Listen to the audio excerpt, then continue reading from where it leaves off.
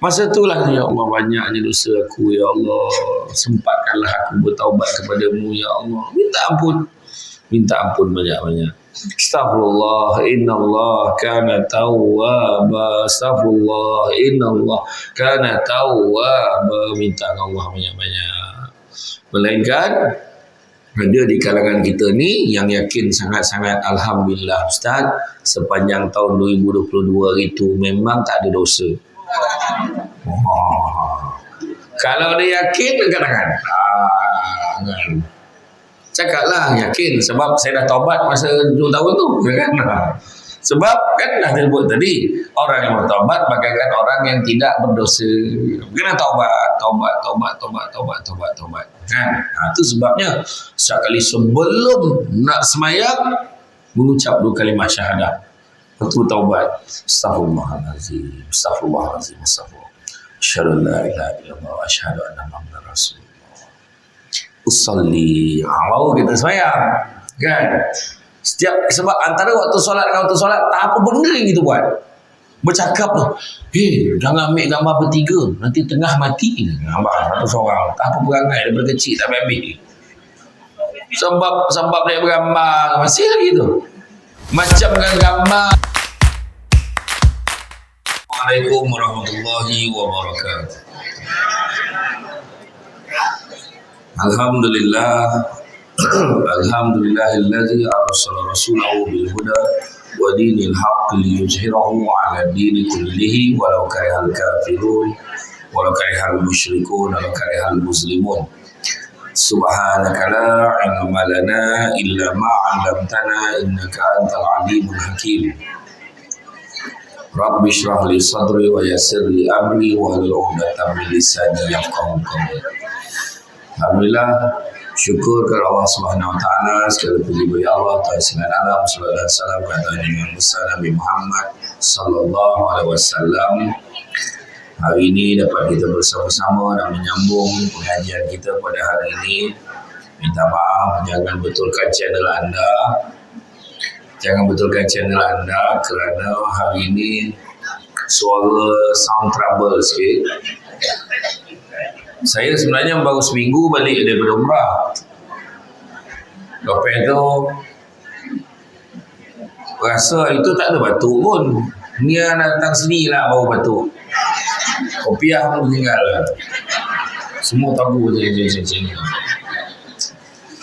Kan tak apalah boleh tak nampak. Jadi hari ini kita sambung amanat dan taubat. Dirawikan dari Muhammad bin Munkadir, ia berkata, aku dengar ayahku berkata, suatu hari Sufyan As-Sawri ketika tawaf melihat lelaki selalu membaca selawat Nabi SAW. Ketika duduk mahu berbangun, Sufyan bertanya, kau tidak bertasbih atau bertahlil dan kau ganti dengan selawat pada Rasulullah SAW? Apakah dalam hal ini ada sesuatu padamu? Dia bertanya kembali, siapakah engkau? Aku menjawab, aku Sufyan. Kemudian dia menerangkan, kalau engkau tidak seorang zahid, tidak aku ceritakan perihalku dan tidak aku beritahu rahsia ini kepadamu.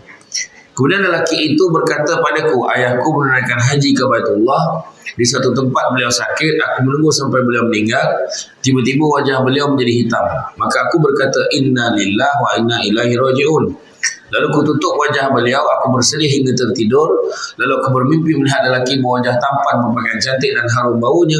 Dia berjalan mendekati ayahku dan membuka selimutnya serta mengusap-usap tangannya ke wajah beliau hingga kembali putih. Lalu dia berlalu. Maka aku tarik pakaiannya sambil kutanya, wahai hamba Allah, siapakah engkau? Lantaran engkau Allah memberi nikmat kepada ayahku di negeri asing. Dia berkata, tidakkah kau kenal aku? Akulah Muhammad bin Abdullah, pemilik Al-Quran. Adapun orang tuamu memang keterlaluan, tetapi dia banyak membaca selawat padaku. Ketika ditimpa bencana, dia mohon pertolongan padaku, sedangkan aku penolong orang yang membaca selawat padaku. Kemudian aku terbangun dan wajah ayahku telah kembali putih. Dirawikan dari Amr bin Dinar dari Ja'far dari Nabi SAW, beliau bersabda, siapa lupa membaca selawat padaku, salahlah ia meniti jalan di syurga. Amanat berarti memberikan hak, sedangkan lawannya adalah khianat, seperti mengurangkan hak orang lain. Rasulullah SAW bersabda, pembohong, penipu dan pengkhianat tempatnya di neraka. Beliau juga bersabda, siapa bekerjasama dengan manusia, dia tidak menzalimi mereka, dan apabila berkata tidak bohong, maka dia termasuk orang yang sempurna harga dirinya, terbukti keadilannya, dan mestilah berkawan dengannya. Maknanya urusan kita dengan manusia tu, makna bekerjasama manusia tu maknanya menjaga urusan umum, menjaga urusan awam berkaitan dengan orang lain. Macam contohlah hari ni kan, contoh kalaulah ada orang-orang tu dia buat persatuan, kan, dia buat persatuan, dia buat persatuan sendiri, persatuan naik kereta sama-sama pergi Pondok Mualim, contoh nama persatuan tu kan, dia bekerjasama sesama dia sendiri. Nampak macam main-main dia persatuan tu kan, dia ada 10 orang grup tu, kutiplah duit seorang sikit, RM5, yang diamanahkan seorang tu. Nampak macam biasa, bukan persatuan berdaftar pun. Tapi disebabkan seorang tu tak amanah, dia kata dia sakit, dia buat-buat macam-macam helah, dia tak dapat pergi kuliah, kadang orang lain pergi, duit senyap je dengan dia. Contohnya kan, benda tu tetap salah, ya. Benda tu dikatakan amanah sebab dia bekerjasama dengan manusia, menjaga urusan umum, ya. Seorang Arabi memuji satu kaum, dia berkata mereka seorang yang baik dan memikat sebab menjaga amanat, tidak suka mengkhianati tanggungjawab, dan tak pernah mencabuli kehormatan seorang Muslim. Mereka umat terbaik. Kini orang yang dipuji oleh Arabi itu telah tiada. Yang kita lihat hanyalah pakaiannya sahaja, sebagaimana dalam syair, dengan siapa orang percaya dan dari mana teman yang mulia. Telah terjadi kebanyakan orang memakai topeng menutupi belang, yang lain bersyair pula, telah pergi orang-orang harapan, penjaga negeri dari kehancuran. Nak beritahu apa? Hari ini nak cari orang-orang yang amanah bukan senang. Hari ini dan kadang-kadang orang tu mungkin amanah. Contohnya macam orang nak bekerja, anak-anak muda hari ni yang bekerja, nak kerja dengan sektor kerajaan, contoh angkat sumpah, ada ikrar integriti, ada sign dan sebagainya, contract of service, contract for service. Kadang-kadang mulanya okey, tapi bila dah memegang jawatan, ramai yang mengingkari amanah yang diberikan. Contoh kalau kita tengok kerjaya perguruan, kan, kerjaya pentadbiran awam, kita tengok kan banyak. Jangan kan kerja kerajaan, kerja swasta pun sama. Bila masuk di pejabat, kadang-kadang benda-benda yang kecil-kecil tu kadang tak perasan. Contohnya masuk pejabat, lepas tu teringat kena hantar photostat IC anak, contohnya lah. Maka dengan tak semana, dengan mudah, dengan tanpa fikir panjang, IC tu dia guna tekan mesin photostat pejabat, photostat guna kertas pejabat, tanpa sedar itu juga tak amanah. Kadang-kadang benda kecil macam tu, kalau benda kecil tak boleh jaga, benda besar lagi lah, kan. Kadang benda tu nampak kecil, tapi kalau itu pun tak boleh jaga, apatah lagi benda-benda yang lebih besar. Kadang-kadang dia bekerja, lepas tu bila dia tengok bosnya macam okey je, bosnya macam tak kisah, dia cari alasan datang lambat dengan sengaja. Datang lambat, hari-hari datang lambat, bos okey, balik cepat, balik on time, dapat gaji full, dapat gaji penuh. Jadi macam mana? Kadang-kadang ramai yang tak perasan juga tentang perkara, ya. Jadi cikgu kadang-kadang adalah bukan manalah saya tak tuduh mana-mana guru lah. Ada kadang guru dia hanya sekadar kerjaya syarat saja. Hari ni kadang-kadang banyak buat kerja-kerja luar lebih daripada jadi cikgu. Akhirnya kerjaya guru tu dijadikan sebagai satu sampingan saja. Tak macam dulu. Kan zaman ayahanda bonda kat sini dulu, cikgu, ya Allah, kalau sampai dekat kampung tu macam mana orang kampung menyambutnya. Kejap-kejap sampai, tandan pisang hantar, mangkuk tingkat hantar, lauk-lauk masak semua. Kita ada cikgu datang rumah kita. Jadi sampaikan semua orang cita-cita nak jadi cikgu, nak jadi cikgu. Dulu apa? Saya guru dulu, dia kata, bangga jadi cikgu. Hari ni awak kerja apa? Cikgu aja, dia kata. Haja, dia kata. Sedangkan jadi guru ni profession yang paling mulia. Ini sekadar ingatan untuk diri sendiri lah, kan? Lepas tu belum cerita lagi penjamah kan. Wah, sampai sekarang dah ada imam muda, dah ada da'i, dah ada pencetus ummah, kan? Dah ada pendakwah muslimah, macam tu lah, kan? Adalah kategori ustazah pilihan. Samsul Bak tak masuk dalam kategori tu. Dia tiba-tiba ada je. Kan? Jadi macam mana? Kadang-kadang orang dah macam artis pula penceramah sudah, kan? Lebih daripada tu lah. Tu yang kadang mengangaut tu. Suruh minta tolong ustaz, ada seorang tu, boleh tak ustaz tolong apa kan? Tolong apa dia, tolong ustaz promotekan barang saya ni, boleh ustaz, orang tu nak berniaga kan, tolong promotekan ni. Boleh, berapa bayar ustaz? Tak adalah mahal, 10,000 je. Botol apa minyak ni nak bagi? Kau bayangkan tu, kawan tu jual minyak tu belum tentu dapat 500-600. Kawan tu minta 10,000. Yang dah kena. Tu belum cerita lagi. Asal nama sama yang kena. Nama sama yang kena. Orang lain yang kahwin Samsul Debat yang kena. Aduh, pening pula tu. Saya pun kena balun. Dengan Samsul Yusof pun kena. Siapa Samsul? Samsul kau-kau. Saya dengan Samsul kau-kau. Pening pula. Samsul kau-kau lebih tahu. Ada ni kata. Dia ada ni dalam mesej ni. Pening pula. Ayat dia kan. Dia kata apa? Dia saya baca kan. Dia letak gambar saya kan.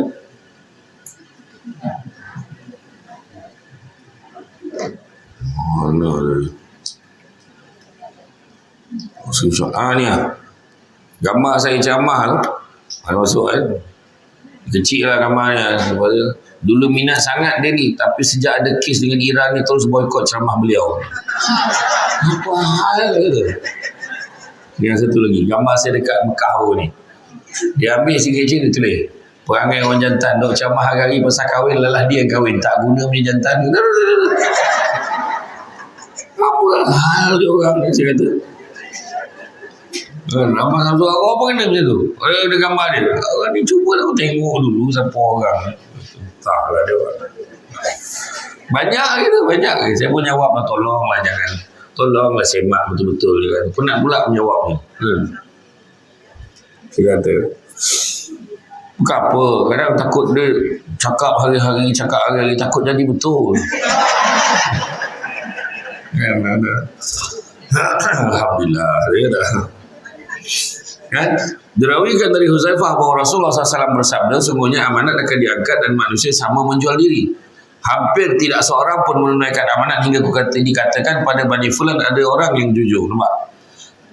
Maknanya orang yang tak jujur tu lagi ramai. Sampai ke satu tahap, dalam tu ada seorang. Dan tu paling baik sekali. Itu yang baik. Ada seorang je. Macam tu. Di kalangan orang ni ada. Macam tu. Nak mencari orang yang mana susah. Macam kita lah nak minta tolong, orang tolong jagakan, tengokkan rumah kita lah. Orang yang macam mana kita nak pesan dulu, tak kisah cakap dengan siapa jiran kita, boleh percaya ke? Sekarang tak sesiapa orang lah. Beritahu dekat pengawal keselamatan kan yang jaga kawasan tu, dia yang memecah rumah kita. Kan, bukan semua orang boleh beritahu. Pas sekarang kan. Dan ketahuilah bahawa taubat itu wajib berdasarkan beberapa ayat dan hadis. Allah SWT telah berfirman, bertaubatlah kamu sekalian kepada Allah, hai orang-orang yang beriman, mudah-mudahan kamu mendapat kemenangan. Surah An-Nur ayat 31. Wahai orang-orang beriman, taubatlah kamu kepada Allah dengan taubat nasuha. Surah At-Tahrim ayat 8. Ini adalah masa yang paling sangat sesuai. Kita dah hampir-hampir dah menuju kepada Ramadan. Kan? Masuk bulan 1 dia dah mula tanya, tahun ni tema kalau apa? Tak lama ni dah nak puasa. Jadi makna kata, tu sebabnya kita dianjurkan sebelum sampainya Ramadan, kita bertaubat dengan sesungguh-sungguhnya. Supaya kita masuk dalam bulan Ramadan dalam keadaan telah pun bersedia. Macam tu. Mudah-mudahan. Mudah-mudahan. Arti nasuha ialah murni untuk Allah dan bersih dari segala kekotoran. Kemudian tentang keutamaan taubat telah disebutkan dalam firman Allah, sesungguhnya Allah mengasihi orang-orang yang bertaubat dan mengasihi orang-orang yang bersuci. Surah Al-Baqarah ayat 222. Sabda Nabi SAW, orang bertaubat adalah kekasih Allah, dan orang yang bertaubat bagaikan orang yang tidak berdosa. Orang bertaubat bagaikan orang yang tidak berdosa, cuci dosa-dosa kita. Kadang-kadang ada orang dia lupa nak cuci, tiba-tiba masa bulan Ramadan dia jadi baik. Tapi dia baik saja sekadar menghormati Ramadan. Itu sebabnya disebut, janganlah kamu menjadi orang yang menyembah Ramadan, tapi jadilah orang yang menyembah Allah. Ramadan tiba jadi baik, tiba-tiba bertudung, tiba-tiba jadi orang yang tak bercakap buruk pasal orang, baik semua. Ada orang macam tu. Tapi kita kena sucikan diri sebelum lagi daripada Ramadan tiba. Beliau juga bersabda, Allah SWT lebih suka taubat hamba mukmin daripada seorang lelaki datang ke tempat yang tidak aman, membawa kuda lengkap dengan bekal makanan dan minuman, lalu dia tertidur sejenak dan setelah bangun ternyata kudanya telah tiada, dan mencarinya dengan susah payah menahan panas dan haus tapi tidak bertemu. Lalu dia berdoa, pulangkanlah kuda itu padaku. Lantas diletakkan kepalanya di atas lengan hingga tertidur. Tiba-tiba kuda itu telah berada di sisinya lengkap dengan bekalannya. Maka Allah SWT lebih suka taubat seorang hamba mukmin daripada lelaki itu menemukan kudanya. Maknanya dia bersusah tu terpaksa. Sebab ni tak makan tak minum hanya sekadar sebab dia nak mencari kudanya tu. Bukannya sebab memang dia niatkan tadi. Tak. Kan? Orang tu jadi tu terpaksa. Orang lain puasa, takkan aku tak puasa. Nah, kan? Orang lain buat baik, takkan aku tak buat baik. Sekadar ikut-ikut dan sebagainya. Dirawikan dari Al-Hasan, dia berkata, ketika Allah menerima taubat Adam AS, para malaikat mengucapkan selamat. Jibril dan Mikail menghampirinya seraya berkata, hai Adam, nampaknya merasa senang sekarang kerana Allah menerima taubatmu. Adam AS menyahut, hai Jibril, jika setelah taubat ini masih ada permintaan, di manakah makamku? Lalu Allah memberi wahyu padanya, wahai Adam, kutimpakan pada keturunanmu kepayahan dan kuterima taubat mereka. Jika mereka berdoa padaku, kukabulkan seperti aku mengabulkanmu. Jika mereka mohon ampun, aku tidak bakhil. Aku maha dekat dan maha mengkabulkan. Kuhimpunkan orang-orang bertaubat dari kubur dengan gembira dan senyum. Doanya dikabulkan. Rasulullah SAW bersabda, maknanya kita ni bertaubatlah selalu. Taubatlah selalu. Mudah-mudahan mati dalam keadaan bertaubat. Kan?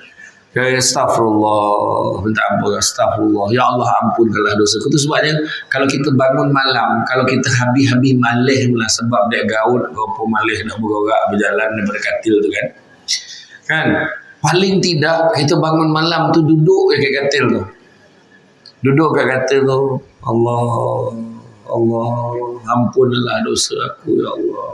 Banyak dosa aku ya Allah. Ingat Allah betul-betul. Minta dengan Allah banyak-banyak. Ya Allah, mudah-mudahan aku ni mati dalam keadaan sempat bertaubat kepadamu ya Allah. Macam kita lah pergi Mekah kan, pergi Mekah. Perasaan siapa yang dah pergi dia tahulah. Pergi umrah ke, pergi haji ke. Bila time dia tawaf tu, kalau sampai satu tahap waktu solat, nak solat, dia menghadap Kaabah betul-betul lah macam. Dia nampak Kaabah tu je. Itu baru nampak Kaabah, tapi perasaan macam mana? Ya Allah, kalaulah aku mati sekarang ni, ya Allah, dengan tahap aku ni memang betul-betul menyembahmu, ya Allah, aku ingat Allah betul-betul. Belum tengok Allah pun tengok Kaabah tu. Kan? Pegang Kaabah tu nangis lah. Apa hal? Kenapa? Sebab rasa Allah banyak. Yang banyak kita menangis sebab apa? Sebab satu perkara kita sedar banyaknya kesalahan yang kita buat atas muka bumi Allah. Kadang-kadang bila marah main lopeh, tak kira siapa. Kan kadang-kadang bila marah dengan syaitan pun takut dengan itu. Macam tu lah. Bila marah tu kadang-kadang sampai tahap emak sendiri pun kena marah. Kalau time marah tu tak kira adik-beradik sendiri perkataan-perkataan yang tak patut kita keluarkan pun kita keluarkan. Kadang tu masa itulah ya Allah banyaknya dosa aku ya Allah, sempatkanlah aku bertaubat kepadamu ya Allah. Minta ampun banyak-banyak. Astaghfirullah innallaha kana tawwaba. Astaghfirullah innallaha kana tawwaba. Minta Allah banyak-banyak. Melainkan ada di kalangan kita ni yang yakin sangat-sangat alhamdulillah Ustaz, sepanjang tahun 2022 itu memang tak ada dosa. Kalau dia yakin, kadang-kadang cakaplah yakin sebab saya dah taubat masa 2 tahun tu kan. Sebab kan dah disebut tadi, orang yang bertaubat bagaikan orang yang tidak berdosa. Kena taubat kan. Itu sebabnya sekali sebelum nak semayang mengucap 2 kalimah syahadah. Betul taubat. Astaghfirullahalazim. Asyhadu an la ilaha illallah wa asyhadu anna Muhammadar Rasulullah. Usolli. Kalau kita semayang kan. Sebab antara waktu solat dengan waktu solat tak apa benda yang kita buat. bercakap tu, jangan ambil gambar bertiga, nanti tengah mati. Abang satu seorang, tak apa perangai daripada kecil tak ambil. Sebab dia bergambar masih lagi tu. Macam dengan gambar tu ada kuasa lebih daripada Allah Ta'ala menyebabkan mati tu.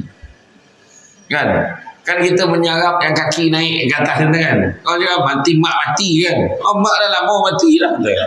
Contoh lah kan. Jangan lalu bawa hampaian. Kalau lalu bawa hampaian apa, tak ada jodoh.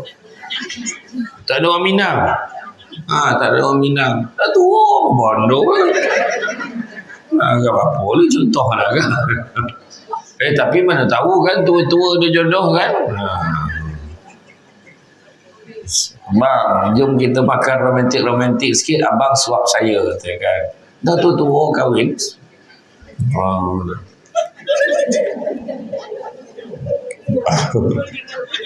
Telingo kan. Bang tu telingo tu kan. Tak nampak je kan. Allahu Akbar. Ada satu orang tu, dia pergi rumah orang tua tu cari pasangan tu. Dia beritahu pakcik tu, cik, ada hari ni ada seorang pakcik ni datang, dia nak cari pasangan dia kat sini. Pakai lawa pakcik-pakcik tu dia dah. Kita kena duduk, pula kalau berdiri nampak gigil dia dah. Dia bayar kan apa? Berharap lagi tu.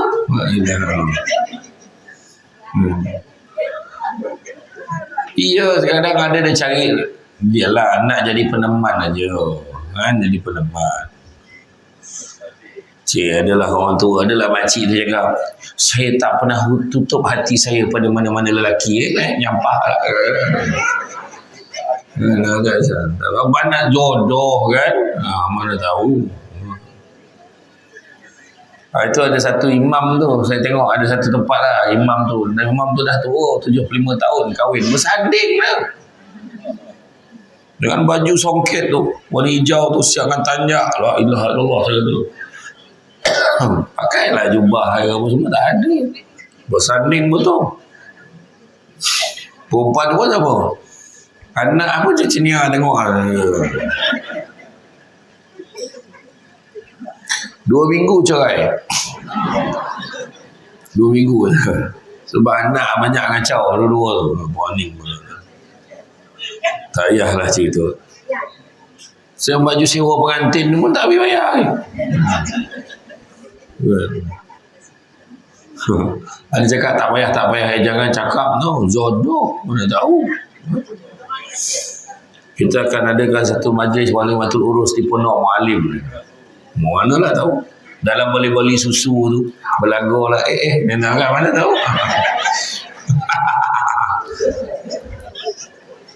Kat mana jumpa ni dengan Pondok Mualim. Macam mana pakcik boleh minat makcik ni? Saya target orang lain, tempat lain dah. Sambung. Kan sambung. Allah menerima. Rasulullah SAW bersabda, Allah menerima taubat bagi orang berbuat buruk dari malam sampai siang atau dari siang sampai malam hingga terbit matahari. Yang perintah pasti menerima, namun yang menerima belum tentu memerintah. Yang perintah pastilah dia yang menerima. Baginda bersabda, jika kamu buat kesalahan memenuhi langit lalu menyesal, tentu Allah menerima taubat. Tak kira lah besar mana. Allah yang maha kuasa, Allah yang memerintah, Allah yang sekuat-kuatnya, Allah yang maha kuasa. Dia yang menentu segala, bukan kita. Tapi ingat, Allah Ta'ala dalam satu diskusi, Allah Ta'ala beritahu apa? Sesungguhnya aku sentiasa berada pada sangkaan hamba-Ku. Mana sangka baik, aku ni buat jahat ni, mudah-mudahan Allah terima taubat aku. Aku ni dosa aku banyak sangat, tak ada mana Allah terima, confirm tak terima. Sebab berdasarkan apa yang kita sangka baik dengan Allah. Macam tu. Baginda bersabda lagi, seorang hamba berdosa namun dia bersamanya masuk syurga. Ditanyakan bagaimana demikian ya Rasulullah? Baginda menjawab, kerana matanya letih bertaubat juga menjauhi larangannya hingga masuk syurga. Baginda bersabda, sebab nama kitab ni kitab Megah Syafatul Qulub, penenang jiwa. Dia bagi berita-berita baik banyak, tenang jiwa kita kan. Ya Allah, ya ke taubat lagi. Tadi kutuk Samsul Debat kan. Alhamdulillah Samsul Debat dah maafkan dah awal-awal saya siap. Kan? Saya tadi datang awal. Saya mana pernah lewat? Memang awal. Kan? Orang lain ni orang beli belah lama sangat. Tapi saya okey je. Okey je, tak ada masalah. Ada orang cakap Samsul Debat baru balik pada umrah nampak kurus. Yang tu saya cakap terima kasih. Makan banyak kat sana. Orang ramai betul. Lepas tu tentang harga mahal tu betul. Bukannya harga mahal. Dia isu pergi Mekah, pergi Madinah ni. Bukannya isu harga mahal. Isu harga tak menentu. Ikut suka dia je orang Arab. Tu masalahnya. Orang Arab ni, tu yang masalah pada syarikat travel. Contoh lah dia booking dengan hotel untuk kita. Dia dah janji dengan kita. Contoh satu syarikat travel.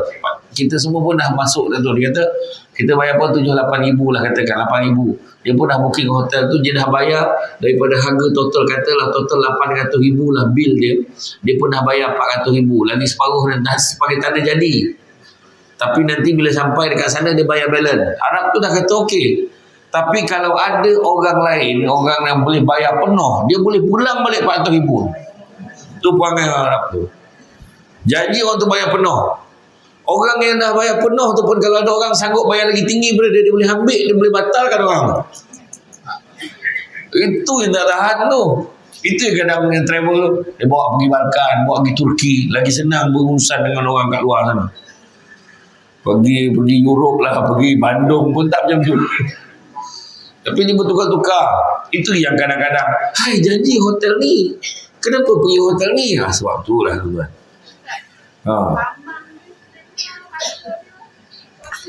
Itu cakap tak menentu. Macam train tu, dia boleh naik sampai 700 riyal. Kan ada orang itu 300. Kan paling tinggi pun kena naik sampai 500. Lalu boleh jadi 700, ikutlah gitu. Itu yang lebih baik standby mahal. Kan? Itu ada yang travel yang betul-betul amanah. Tu nak cakap amanah tadi kan. Sepatut janji bilik berempat. Hotel bilik berempat. Sampai bukan berlima ni lah, bersepuluh. Dia macam ni, bilik ni macam ni. Kata lagi kan yang ruang-ruang empat ni kan. Ruang empat ni sebenarnya ada satu bilik. Tapi sebenarnya dalam satu bilik tu dia ada dua ruang. Dia susun sini 5 katil, sini 5 katil. Jadi dia kata sweet dia tu. Sweet sangat. Sudahnya bilik air 2 je. Bilik air tu yang mustahak. Kan? Bilik berempat, 1 bilik air. 4 orang 1 bilik air, okey lagi. 10 orang 2 bilik air. Tu belum cerita jenis yang pelupa tu. Lepas buang air besar lupa nak flush. Tinggalkan kenangan untuk orang kemudian. Iya kan, itu cerita dia. Macam-macam lah. Harga memang lama-lama lah. Betul lah. Orang ambil kesempatan, biasalah. Itu sebab kena apa? Walaupun dah booking awal. Itu cerita dia. Itu saya bagi keadaan tu sebabnya bila saya tengok, patutlah. Itu sebabnya jangan cepat marah. Sabar. Travel tu pun pening balik. Tapi mana yang betul tu dia refund balik, dia bayar balik. Dia janji dah lepas tu bilik berempat sudahnya. Hotel ni penuh, terpaksa sumbatkan kat hotel lain. Itu ada yang kena, ada satu travel tu. Saya tak nak sebut travel mana. Jarak hotel dengan Masjidil Haram 12 km. Masalah dalam flight tak ada, dekat tengah pekan tu kena naik bas pergi. Bayangkan. Kita kalau kena dekat Ajiat, kena yang dekat Burung Merpati tu pun dah rasa jauh kan. Bayangkanlah 12 km. Hotelnya okey tapi jauh. Tu yang bawa roti, bawa apa. Siapa yang pergi bulan ni katnya? Bulan 4 ada yang pergi? Bulan 4 tak ada? Saya insyaAllah pergi lagi bulan 2 ni. Siapa yang pergi kan bawa Yoko-Yoko. Yoko-Yoko kan. Balik pada saing tu gosok. Betul. Saya buat itu. Betul lah. Okay. Tapi saya dah terasa saya tua dah. Bila saya tawaf okey lagi. Bila sampai tempat saing, ya Allah jauh je. Terasa jauh je.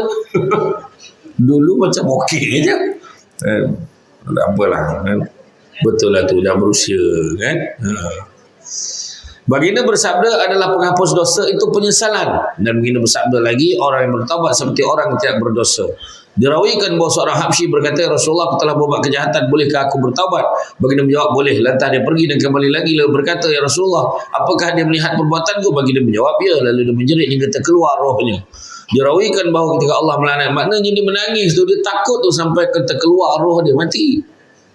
Dirawikan bahawa ketika Allah melaknati iblis, ia minta agar ditangguhkan sesaannya, lalu Allah menangguhkannya sampai hari kiamat. Dia berkata, demi kemuliaanmu akan ku pengaruhi anak cucu Adam selagi dia bernyawa. Allah berkata, demi keagunganku akan ku pagari dia dengan taubat selagi dia bernyawa. Nampak?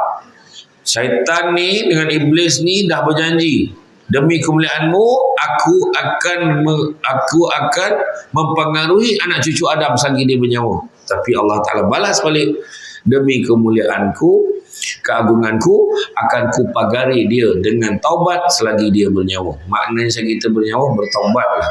Rasulullah SAW bersabda, semuanya kebaikan itu dapat menghapuskan keburukan bagai air menghapuskan kotoran. Dari Sa'id bin Musayyab dia berkata, Allah menurunkan firman-Nya, sesungguhnya dia Maha Pengampun bagi orang-orang yang bertaubat. Surah Al-Isra ayat yang ke-25. Iaitu pada lelaki yang berdosa lalu bertaubat dan berdosa lagi kemudian bertaubat. Telah berkata Fudail, Allah berfirman, berikanlah kabar gembira bagi orang yang berdosa bahawa jika mereka bertaubat akan diterima. Dan takutilah orang-orang siddiq bahawa jika aku letakkan keadilanku tentu ku seksa mereka. Abdullah bin Umar berkata, siapa mengingat kesalahan dan hati menyesalinya, terhapuslah dosanya dari catatan. Bayangkan terdetik dalam hati, ya Allah banyak dosaku, ya Allah ampunilah dosaku. Teringat ni, itu pun Allah Ta'ala anggap sebagai satu penyesalan dan taubat. Dirawikan bahawa seorang Nabi melakukan dosa, lalu Allah memberinya wahyu, demi kemuliaanku, jika ku hitung akan ku seksa kamu. Nabi itu berkata, ya Tuhanku, engkau adalah engkau, sedangkan aku adalah aku dan kemuliaanmu. Jika tidak kau jaga aku, maka bengkoklah aku. Kemudian Allah SWT menjaganya. Dirawikan bahawa seorang lelaki bertanya pada Ibnu Mas'ud tentang dosa disesali, bolehkah diterima taubatnya? Ibnu Mas'ud berpaling lalu menoleh lagi. Dia melihat kedua mata lelaki itu berkaca-kaca. Mana berair mata lah dia, kan? Sedih, kan? Lalu maka dia berkata, syurga itu ada 8 pintu, kadang-kadang dibuka, kadang-kadang ditutup, kecuali pintu taubat. Di situ ada malaikat yang diperintahkan tidak menutupnya. Beramallah dan jangan berputus asa. Ada pintu taubat, ya. Itu yang ada drama tu, pintu taubat, pintu taubat. Nampak tak? Saya macam terdampak tu, kan? Dirawikan bahawa pemuda Bani Israel telah menyembah Allah 20 tahun dan menderhakainya 20 tahun. Dia merasa janggutnya telah beruban dan dia bersedih lalu berkata, wahai Tuhanku, ku taati engkau 20 tahun dan ku derhakai engkau 20 tahun. Jika ku kembali padamu, adakah kau menerimaku? Lalu dia mendengar satu suara berkata, kau memenuhiku maka aku mengkabulkanmu. Kamu tinggalkan aku maka aku meninggalkanmu. Kamu derhaka padaku maka ku tunggu engkau. Jika kembali padaku, tentu ku terima. Bila tinggal Allah, Allah tunggu ni. Taubatlah, taubatlah, taubat. Taubat sekali, terima. Itu dia. Jangan kita berlengah. Taubatlah banyak-banyak. Dirawikan dari Ibnu Abbas radhiyallahu anhu bahawa Rasulullah SAW bersabda, ketika hamba bertaubat, Allah menerimanya dan melupakan malaikat hafazah akan keburukan amal yang ditulisnya, melupakan segala badannya, melupakan segala anggota badannya akan kesalahan yang perbuat, serta melupakan bumi dan langit sebagai tempatnya agar dia datang di hari kiamat tanpa ada makhluk yang mempersaksikannya.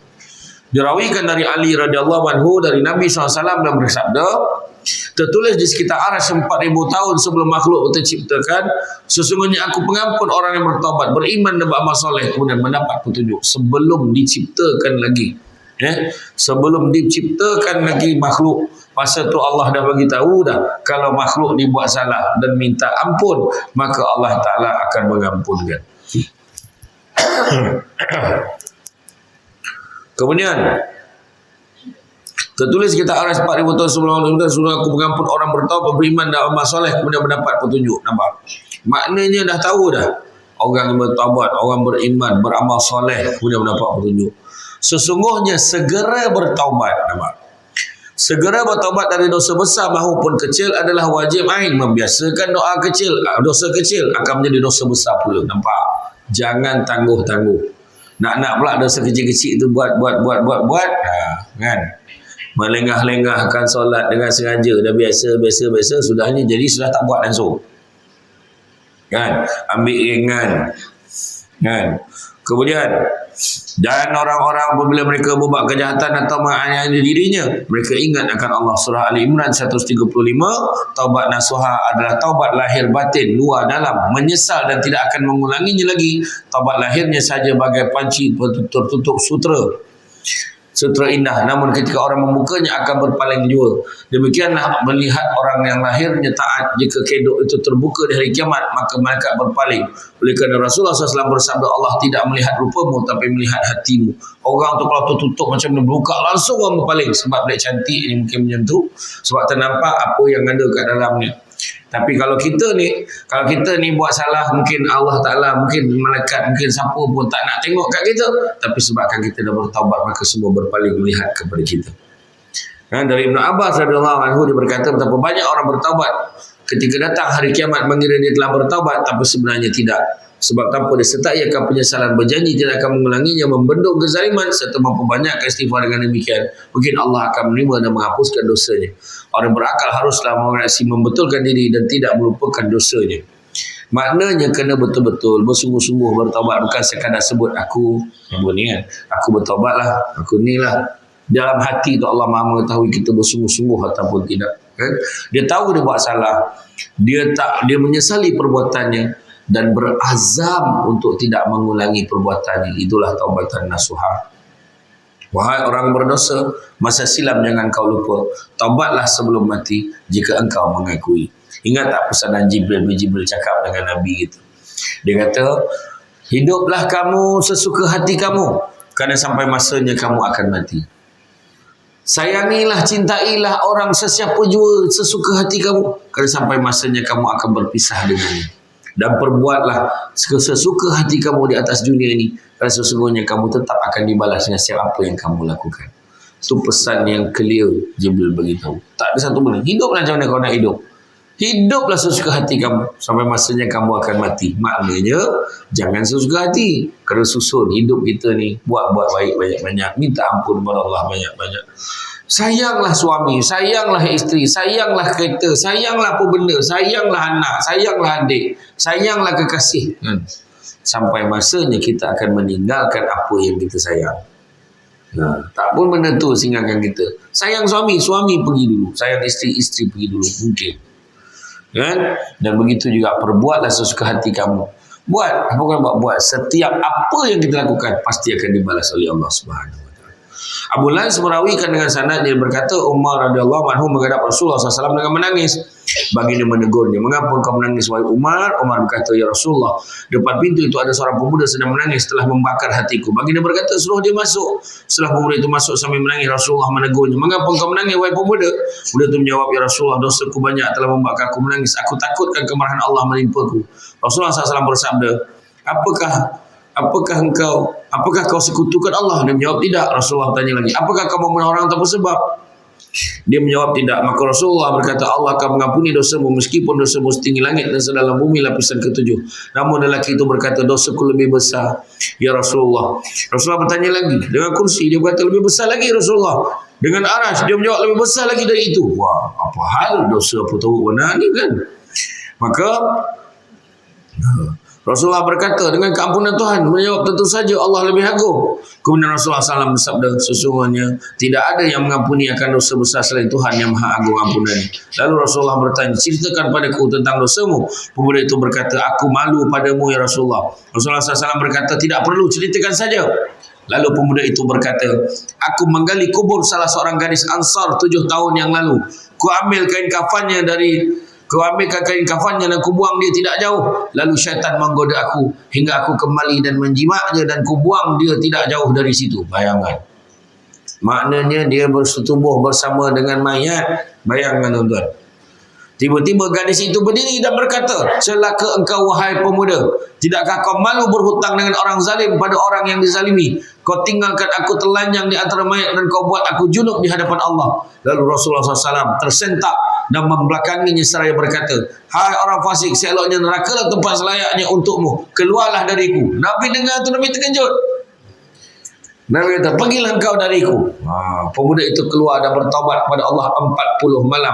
Setelah selesai dia mengadap mukanya ke langit lalu berkata, ya Tuhan Muhammad, Adam dan Ibrahim, jika kau ampuni aku, beritahukan pada Muhammad dan sahabat-sahabatnya, jika tidak turunkan api dari langit, bakallah aku dan selamatkanlah aku dari akhirat. Kemudian Jibril AS turun menghampiri Nabi SAW lalu berkata, ya Muhammad, sesungguhnya Tuhan mengirim salam kepadamu dan bertanya padamu, apakah kau yang menciptakan makhluk? Nabi menjawab, tidak, bahkan dia menjadikanku dan mereka memberikan rezeki padaku dan mereka. Jibril berkata, dan Allah berfirman padamu bahawa dia menerima taubat pemuda itu. Kemudian Nabi SAW mengundangnya dan memberi khabar gembira bahawa Allah menerima taubatnya. Nak gambarkan kat kita tuan-tuan, ada orang kadang-kadang dia akan mengaku kita buat salah terlalu banyak sampai dia rasa Allah takkan ampunkan dia. Kejahatan tu kita rasa besar sangat, tetapi dengan keampunan, tengok dia tunjukkan dalam kisah ni 40 hari 40 malam dan dia bertaubat dengan bersungguh-sungguh, Allah akan terima. Bersungguh-sungguh tu bukan dia orang luar tahu, aku tengok bersungguh dia bajin, dia pergi masjid hari-hari, mesti Allah terima. Tak, bukan kita menentukan, dalam diri dia je tahu dia bersungguh atau tak bersungguh kan. Sendiri usaha. Maka dia memberi khabar gembira bahawa Allah menerima taubatnya. Diceritakan bahawa pada zaman Musa AS ada lelaki tidak pernah sudah dalam bertaubat. Jika bertaubat dia buat dosa lagi, demikianlah sampai 20 tahun. Lalu Allah memberi wahyu kepada Nabi Musa, katakan pada hamba-Ku si fulan, aku murka padanya. Lalu Nabi Musa AS katakan hal itu padanya hingga dia bersih dan pergi ke padang luas lalu berkata, habiskah rahmatmu atau engkau bakhil pada hamba-Mu jika dosa lebih besar dari ampunanmu, padahal kemuliaan itu sifatmu yang qadim, sedangkan celak itu sifatku yang hadis. Adakah sifatku mengalahkan sifatmu? Jika kau tutup hamba-Mu dari rahmatmu, siapalah yang diharapkan mereka? Jika kau tolak, siapakah yang mereka tuju? Ya Tuhanku, jika rahmatmu telah habis dan mesti menyiksaku, maka bebankan padaku seksa semua hamba-Mu, aku tebus mereka dengan diriku. Lalu Allah berfirman, hai Musa, pergilah dan katakan, meskipun dosamu memenuhi bumi, tetap ku ampuni setelah aku tahu kesempurnaan kudrah, ampunan dan rahmatku. Rasulullah SAW bersabda, tidak ada suara yang lebih disukai Allah daripada suara rintihan hamba yang berdosa lalu bertaubat dan berkata, ya Tuhanku. Lalu Tuhan berkata, baiklah wahai hamba, baiklah wahai hambaku, mintalah apa yang kau mahu. Kau hambaku seperti sebahagian malaikatku. Aku tahu aku di kanan, kiri dan atasmu, lebih dekat dari isi hatimu. Hai malaikat, saksikan aku telah mengampuni. Tu dia. Berita baik lagi tuan-tuan dan puan sekalian. Minta ampun banyak-banyak. Ni soalan bocor ni. Soalan bocor. Taubat banyak-banyak. Ini jangan, kita memang buat dosa. Kan Nabi sebut semuanya manusia itu berdosa dan sebaik-baik manusia berdosa itu adalah bertaubat kepada Allah. Zunnun al-Masri radhiyallahu anhu berkata, Allah memiliki hamba-hamba yang menanam pohon-pohon kesalahan dan menyiramnya dengan air taubat hingga berbuah duka dan penyesalan. Mereka gila, tapi sebenarnya tidak. Bahkan mereka yang telah mengenal Allah dan Rasulnya, lalu mereka minum segelas air kesucian membuatnya sabar atas bala. Hati mereka menerawang, fikiran mereka menjulang antara bintang, bernaung di bawah penyesalan. Membaca lembaran kesalahan membuat jiwanya tergetar hingga sampai ketinggian zuhud dengan tangga wara. Mereka paksa tinggalkan dunia dan suka kesederhanaan, mengharapkan tali keselamatan. Ruh mereka damai di taman kemuliaan hingga tinggal di taman kenikmatan. Menahan keluh dan keinginan hingga turun dengan kefanaan ilmu dan meminum rawa hikmah. Naik perahu fatanah kecerdasan, terbawa angin keselamatan dalam lautan keselamatan hingga sampai ke taman kedamaian, kemuliaan dan karamah. Jadi tuan-tuan dan muslimat, saya nak tutup kuliah hari ini dengan nak kongsi satu nukilan Hamka. Itu dia. Nukilan Hamka yang mana Hamka ada kongsikan. Ada kongsikan tentang yang mana dia?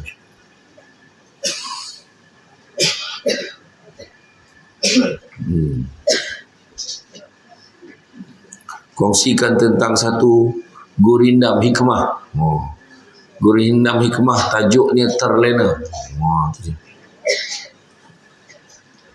Tajuk dia terlena. Terlena. Lena.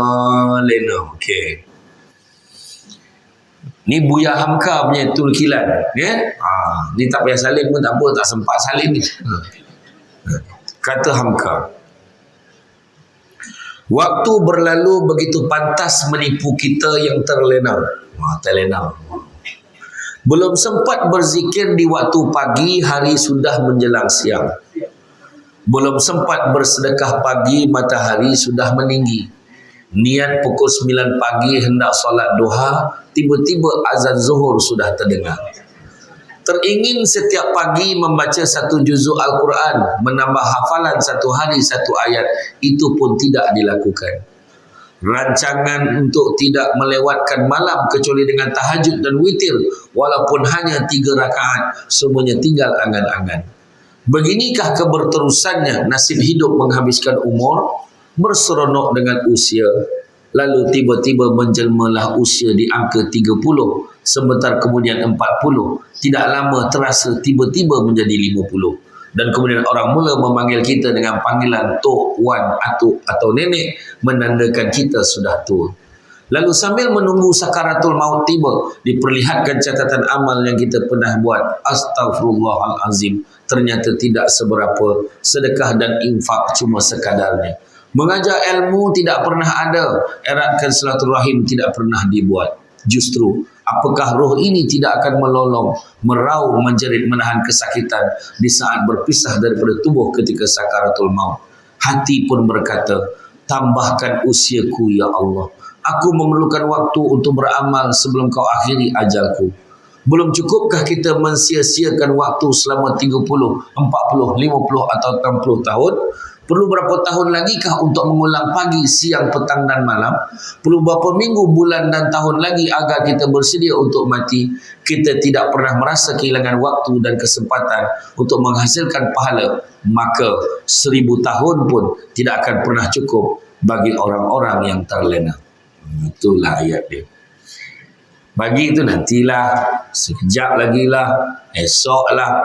Jadi dah diumumkan oleh Cikgu Badrul tadi kan, jangan kita tangguh-tangguhkan, nak bagi-bagi. Tengok saya betul, saya dalam banyak-banyak tempat pondok mu'alim ni memang dekat betul kat hati saya kan, sebab saya suka datang sini. Jumpa ayahanda bonda ni kan, seronok tu. Bukan apa, dulu daripada tak ada apa-apa, tengok dah ada ni. Dulu kan ada yang bawah tu tak ada simen, dah ada tile kan, semua sumbangan orang ramai yang bagi kan. Mudah-mudahan kita cepatkan lagi, bagi lagi sumbangan. Kalau tak bawa duit pun tak apa, lurutkan golang kaki, golang tangan tu semua, rantai tu bagi. Pandailah Cikgu Bat tolak kat kodek Cina terdapat berapa. Tak pun handphone tu pun bagilah, tolak lah kan, berapa dapat kan, macam tu lah. Iya, sampai satu tahap kan, sampai satu tahap. Jadi jangan menangguh-nangguhkan. Itu tu cerita Hamka tadi kan, kadang betul lah. Kalau ikut kan, aku nak hafal satu hari satu ayat, jadilah. Takkan tak boleh settle. Kalau ikut kan boleh. Tapi leka, terlena. Matanya terbuka tapi hakikatnya dia terlena. Kan? Biar pi pimai tang tu gak. Pimai tang tu. Jadi sama-sama lah. Ni pesan ni, saya bila baca yang nukilan Hamka tu, iyalah, terkena kat diri sendiri kan. Tiba-tiba ayat tu yang saya kata, yang paling mahal orang Melayu ni, tiba-tiba. Tak sangka kan. Saya cakap dengan Cikgu Badul tadi, ramai betul orang hari ni. Tiba-tiba cucu semua dah balik. Kalau tidak hari tu, tak sepenuh dah lama dah, tak sepenuh ni kan. Sebab apa? Sebab cutinya dengan apa. Tu pun sekejap dah masuk 2023. Kan, kita baru nak membiasakan diri tulis 2022, dah 2023. Macam baru semalam yang dengar Ustaz ni umumkan tentang kalender baru. Dah dapat kalender baru ni. Kan? Allah Akbar kan. Macam itulah cepat masa berlalu, menggambarkan dekatnya kita dengan kematian.